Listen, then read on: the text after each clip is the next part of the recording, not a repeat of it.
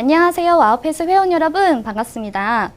지난 시간에 우리가 이제 심리검사 제작의 과정과 요건에 대해서 이야기를 나눴잖아요. 이번 시간에는 신뢰도를 이어서 타당도에 대해서 이제 말씀드리겠습니다. 자, 여기 보시면 타당도는 크게 두 가지로 나눠 볼 수 있는데요. 하나는 내적 타당도, 하나는 외적 타당도 이렇게 보시면 되겠습니다. 내적 타당도를 보시면 독립변인이 종속변인에 미치는 영향이 그걸 이제 추론하는 것을 우리가 측정을 하는 건데요. 그 추론하는 정도가 어느 정도인지 그리고 정확한지.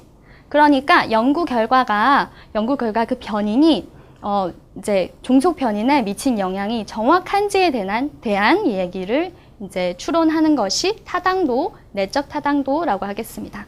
그러니까 한마디로 이것은 연구 결과의 정확성과 관련된 개념입니다. 자, 그러면 외적 타당도. 외적 타당도는 내적 타당도랑 조금은 약간 다른 느낌인데요.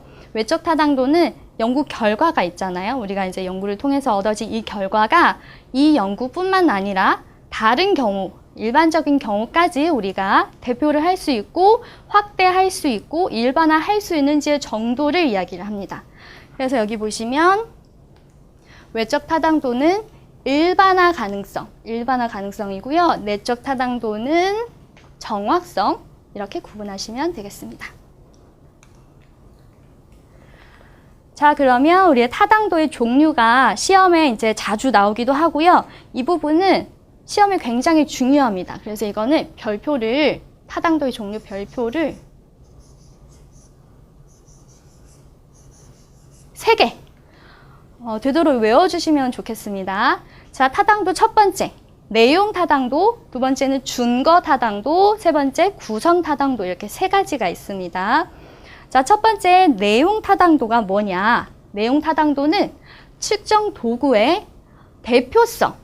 그러니까 측정 도구가 측정하고자 하는 거를 잘 대표하고 있는지, 표본 문항이 적절한지, 이거를 이제 확인하는 것이고요. 내용 타당도는 사실은 연구자들이 이제 어떤 개념이나 연구자들이 전문적인 의견이나 이런 부분을 통해서 이제 파악하는 방식이기 때문에 장점은 좀 시간이 절약되고요. 그리고 쉽다는 그런 적용이 쉽다는 장점이 있습니다. 하지만 이 부분이 이제 전문가의 의견이나 주관적인 의견이 개입되기 때문에 이 부분에 뭔가 조금은 객관성이 좀 떨어질 수도 있고요. 오류 가능성이 있을 수 있습니다. 그래서 이런 부분을 보완하기 위해서 다양한 다른 전문가들의 의견이나 외부의 어떤 다른 이제 외부의 그런 관점을 포함시키는 것이 내용 타당도를 또 높일 수 있는 방법이라고 할 수 있겠습니다. 그 다음은 준거 타당도. 이거는 이 중에서도 기출에 나왔던 부분이니까 꼭 기억해 두시고요. 준거 타당도는 다른 이름으로 경험적 타당도, 실용적 타당도라고도 합니다.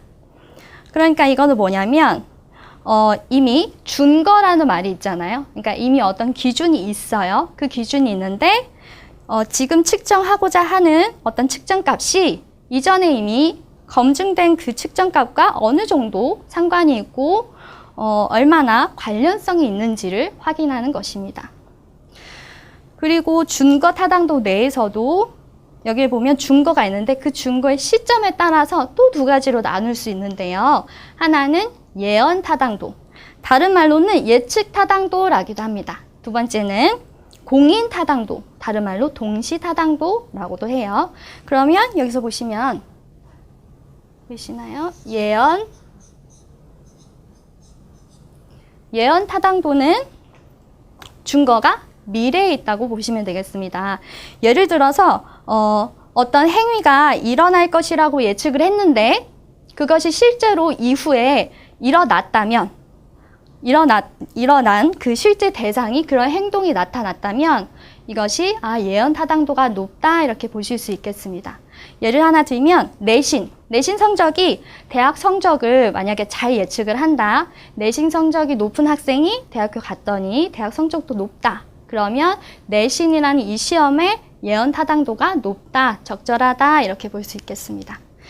그와 준거 시점이 다른 공인 타당도. 자, 공인 타당도는 이게 준거 시점의 예언은 뒤에 있다고 했잖아요. 근데 공인 타당도는 준거가 현재 있는 것을 이야기를 합니다. 그러니까 미래까지 기다리기에는 너무 시간이 부족하다거나 그렇게 할 수 없는 검사 요건이라면 이미 이제 타당도 값이 확인이 된, 보장이 된 그런 검사를 가지고 지금 새로 만들어진 이 검사랑 이미 이제 검증된 그 검사랑 같이 비교를 하면서 유사성이 많고 비슷하고 그런 부분이 확인이 된다면 공인 타당도가 높구나 이렇게 보시면 되겠습니다. 자, 그 다음은 구성 타당도가 있잖아요. 구성 타당도는 아마 구성 개념 이런 거를 잘 들어보셨을 거예요. 그러니까 구성 타당도의 다른 이름은 개념 타당도라고도 합니다. 또는 구인 타당도, 그리고 구조적 타당도. 그러니까 이거는 구성 개념이 이제 심리학에서 우리가 뭔가를 연구하거나 이런 거를 새로운 발견을 한다거나 했을 때 보통은 사람의 마음에 대해서 많이 연구하기 때문에 예를 들면 우울 아니면 불안 이런 이제 구성 개념을 대상으로 좀 연구를 많이 진행을 하잖아요. 그랬을 때 연구자들이 측정하고자 하는 예를 들면 우울이라는 이런 구성 개념을 지금 사용하고 있는 이 검사 도구가 실제로 잘 정확하게 측정하고 있는지 그런 걸 확인하기 위해서 사용하는 것이 구성 타당도라고 보시면 되겠습니다. 그래서 구성 타당도는 측정하고자 하는 그 속성과 연구의 목적과 얼마나 이론에 연구하고자 하는 그 이론에 얼마나 적합한지 그 적합성이 굉장히 중요하다고 보시면 되겠고요. 여기에서 이제 검사 결과의 요인이 그 검사의 이론적 개념과 얼마나 일치한지를 분석하고 그래서 이제 이거를 분석하기 위한 방법으로 또 3가지로 나눠 볼 수 있는데요. 거기에서는 수렴 타당도, 두 번째는 변별 타당도, 세 번째는 요인 분석이 있습니다. 수렴 타당도는 뭔가 우리가 이제 연구하고자 하는 그 속성을 여러 가지 그런 변인이나 요인을 통해서 변수를 어느 정도 만약에 이제 해당 관련이 있는 변수들과 상관이 높다. 그러면 수렴 타당도가 높다 이렇게 보시면 되고요. 변별 타당도는 말 그대로 변별을 해내는 타당도잖아요. 그래서 검사 결과가 이론적으로 해당 속성과 관련 없는 변인들을 얼마나 잘 구별해내는지 그런 부분은 변별 타당도 이렇게 보시면 되겠습니다. 그래서 이제 타당도를 높일 수 있는 방법을 연구자들이 사용할 수 있는 여러 가지 방법이 있는데요. 첫 번째는 내적 타당도를 높일 수 있는 방법으로는 무작위 할당. 그러니까 실험을 우리가 할 때 실험 집단, 통제 집단 이렇게 나눠서 실험을 진행을 하잖아요. 그랬을 때 그 대상을 실험 집단, 통제 집단을 무작위로 이렇게 할당을 해서 진행하거나 이런 부분에서는 타당도를 높일 수 있고요. 두 번째는 배합인데요. 우리가 이제 연구를 하려고 할 때 어떤 변수들, 주요 변인들을 미리 체크를 해둬서 실험 집단, 통제 집단이 동일하게 이렇게 분포되도록 요인을 이제 미리 측정해서 하는 것이 배합이라고 하겠습니다. 세 번째는 통계적인 통제인데요. 그러니까 통제가 필요하다고 생각하는 그 변수들을 미리 체크를 해서 독립 변인으로 간주를 해서 그거를 통계 처리를 해서 그 변인만 따로 처리를 한다거나 이런 방법을 통해서 통제를 하는 것이고요. 그것이 이제 타당도를 높일 수 있는 하나의 방법이 되겠습니다.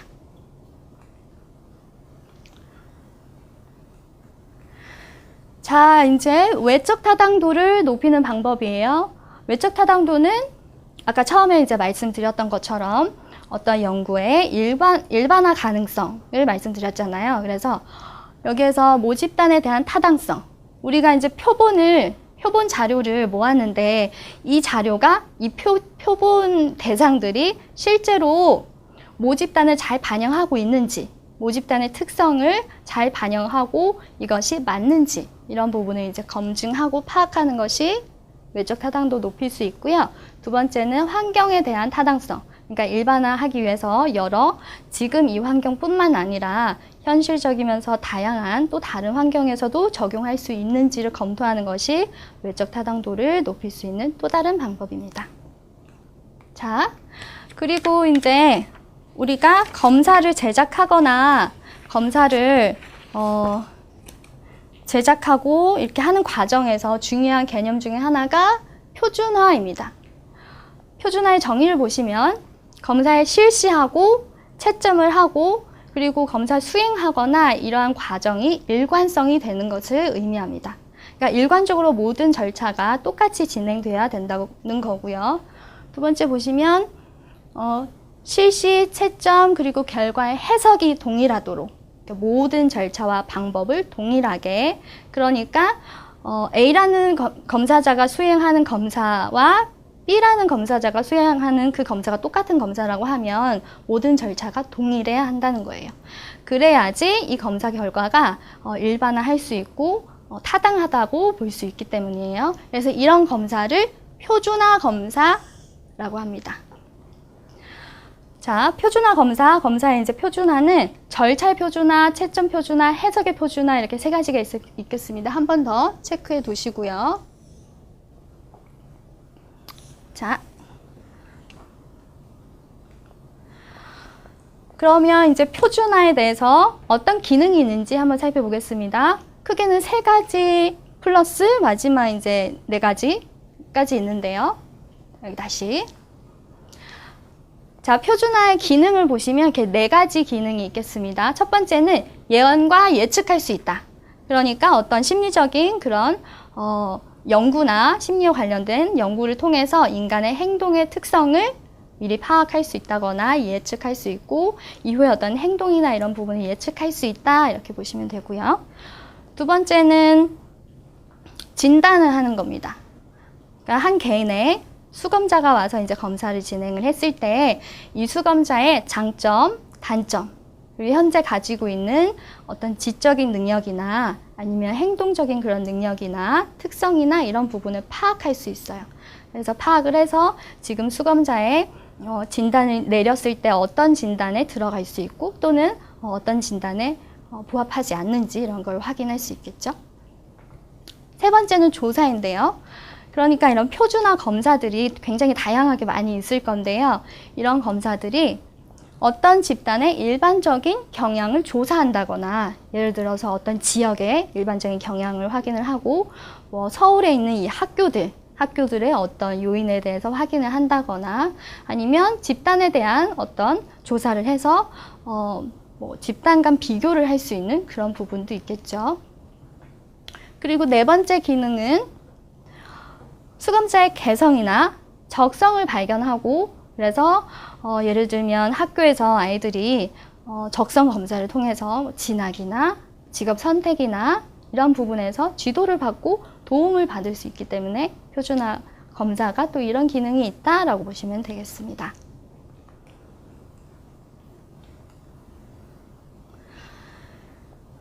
자, 심리검사의 제작 과정에서 또 중요한 다른 개념 중에 하나는 규준입니다. 규준을 보시면 자, 이제 우리가 규준 집단, 표준화하면서 어떤 규준 집단이 필요하고 이런 부분을 또 들어보셨을 거예요. 규준 집단이라고 하는 거는 이제 우리가 모아둔 그 집단에 얻어진 점수에 분포되는 거를 규준이라고 합니다. 규준은 검사 점수의 해석에 필요한 기준을 제공해주고요. 그러니까 어떤 검사가 있는데 규준이 있고 이 검사 결과가 이 대상이 이 검사 결과에서 보통의 규준보다 한 표준 편차가 높다. 그러면 이거는 높은 거에서 어떤 의미가 있구나. 그래서 이 수검자가 이러한 상태이고 이러한 특성이 있구나. 이런 거를 파악할 수 있습니다. 또는 이 규준에 한 표준 편차 낮다. 그랬을 때 또 어떤 특성이 나타나고 어떤 양상이 나타날 수 있고 이런 것을 파악할 수 있게 도와주는 그런 것이라고 보시면 되겠습니다. 자, 규준에서의 집단 내 규준을 한번 보시겠습니다. 첫 번째 나오는 개념은 백분위 점수예요. 이거를 통해서 이제 기준치를 확인하는 것인데요. 백분위 점수는 표본에서 차지하는 상대적인 위치를 이야기를 합니다.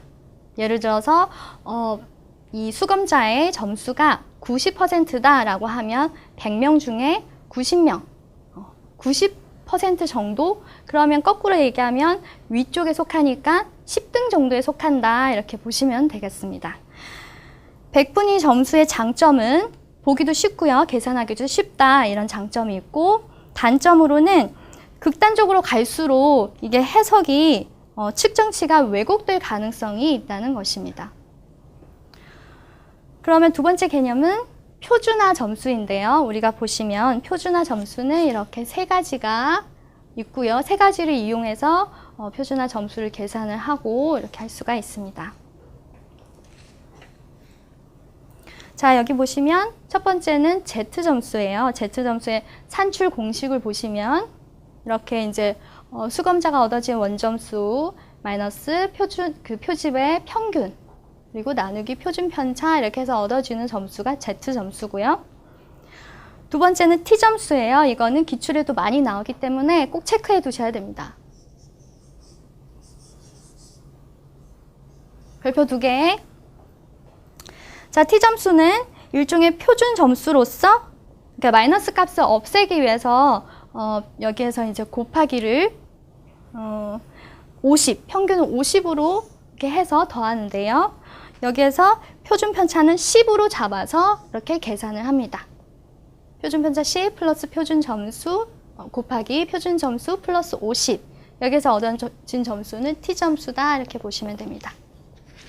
자, H점수는 T점수를 보완하기 위해서 만들어진 점수고요. 여기에서는 14라는 숫자가 다르잖아요.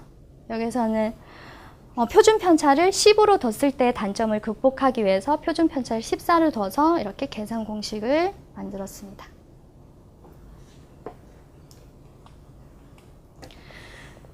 그 다음은 우리가 이제 검사를 제작하고 만드는 과정에서 또 중요한 개념이 측정과 척도가 있겠습니다. 첫 번째 측정을 보시면, 측정이라고 하는 것은 추상적인 어떤 개념이나 이론적인 명제에 도출된 가설들을 검증하기 위해 경험적으로 변환해야 한다라는 거고요. 그러니까 어떤 사물이나 사건이나 뭐 그런 거에 대해서 숫자를 부여하는 거예요. 숫자를 부여해서 그거를 이제 연구로 진행될 수 있도록 하는 절차를 이야기를 합니다. 여기에 보시면 측정의 기능, 측정의 기능은 일치, 조화의 기능이 있고요. 그리고 객관화, 우리가 검사의 연구를 통해서 얻어진 이런 결과나 데이터들이 객관화돼서 표준화 과정을 통해서 이제 이 부분을 기준을 또 만들고 이렇게 해서 다른 대상들이 검사를 만약에 진행을 했을 때 이거를 해석할 수 있도록 하고 우리가 이거를 서로 연구자들이 공유할 수 있도록 하는, 그렇기 때문에 계량화 기능이 있고요. 그리고 반복해서 할 수 있고 전문가들의 의사소통의 기능도 있습니다. 자, 이제 측정의 과정을 보시면 처음에는 우리가 이제 측정하려고 하는 그런 주제나 요인에 대해서 개념화하고 변수와 지표의 구체화, 변수로 만들고 지표를 어떻게 할 건지 이렇게 하고 마지막은 조작화, 이렇게 있겠습니다. 자, 이번엔 척도의 특징에 대해서 살펴보도록 하겠습니다. 척도는 우리가 이제 측정을 하기 위한 도구로서 이거를 사용하는데요. 측정하고자 하는 대상이나 측정하고자 하는 그런 이제 어떤 일렬의 그런 부분에 대해서 우리가 이제 수치를 부여하고 기호를 부여하는 그런 과정을 이야기를 하겠습니다. 척도는 체계적, 논리적으로 연관되어 있는 여러 문항으로 이루어진 복합적인 측정 도구이다 라고 보시면 되겠습니다. 여기에서 종류를 보시면 이렇게 4가지가 있는데요. 명목척도, 또 다른 이름은 명명척도, 두 번째는 서열척도, 등간척도, 비율척도 또는 비례척도, 이렇게 4가지가 있습니다. 우선 첫 번째 명목척도는 단순한 분류의 목적을 가지고 있습니다. 그러니까 우리가 이제 어떤 측정을 하는 대상이 상호 배타적인 그런 특성을 가지고 있고 동일한 집단에 속해 있는 대상은 동일한 값을 가진다는 것을 의미를 하고요. 이것은 이제 척도 중에서 가장 낮은 수준의 측정으로서 이름을 부여하는 것이라고 보시면 됩니다. 그러니까 예를 들면 우리가 이제 연구 대상으로 남자가 있기도 하고 여자가 있기도 하잖아요. 그랬을 때 명목 척도는 성별을 구분해주게 하고요. 여기에서 남성은 1번으로 하겠다. 반면에 여성은 2번으로 하겠다. 라고 해서 우리가 이제 표집 대상을 1번으로 남성을 다 규정을 하고 여성은 2번으로 다 규정해서 수치화하는 것을 의미를 합니다. 두 번째 서열 척도는 이름이 서열이잖아요. 그러니까 순위 척도를 의미를 하고요. 그 측정 대상의 속성에 따라서 서열을 나눌 수 있고 순위를 매길 수 있는 그런 그래서 수치를 부여하는 척도를 의미합니다. 여기에서 이제 서열 간의 간격은 동일하지 않을 수 있고요. 여기에서 예를 들면 서열 척도에서는 서비스 효과성 평가, 매우 좋음, 보통, 약간 나쁨, 매우 나쁨 이런 식으로 서열을 나누는 것을 의미를 하고요. 하지만 중간에 있는 간격은 동일하지 않을 수 있다라는 것을 이해하시면 되겠습니다. 세 번째는 등간 척도예요. 말 그대로 간격이 동일한 것을 의미를 하고요. 등간 척도는 여기 첫 번째 나온 명목 척도 그리고 두 번째에는 서열 척도의 그런 특성들을 다 포함하면서 그런 정도를 제시를 하고 플러스 그 이제 간격이 동일하다는 것을 의미를 합니다. 그러니까 수치 간의 비율적 정보를 비율적인 정보는 없지만 하지만 이제 수치 서로의 간격이 동일한데 예를 들면 IQ 같은 거는 IQ 70과 IQ 80 요 사이의 의미와 IQ 80과 IQ 90 요 사이의 의미가 동등하다. 그리고 이거는 이제 서열적인 의미도 있으면서 그 간격이 동등하고 우리가 이제 보면 의미를 파악할 수 있는 그런 특성을 가지고 있고요. 마지막은 가장 높은 수준의 척도인데요. 여기 보시면 비율 척도잖아요. 그러니까 비율 척도는 여기 위에 있는 이 세 가지의 특성을 다 가지고 있으면서 비율이 있는 거고요. 가장 중요한 특징은 절대 0점이 존재한다는 거예요. 예를 들면 IQ가 만약에 0점이다 라고 하는 거는 사실은 존재하지 않지만 예를 들면 만약에 0점이다 하는 것은 우리가 사람들이 연구자들이 인위적으로 만든 수치이기 때문에 IQ 0이다 하는 건 IQ가 없다는 의미는 아닌 거예요.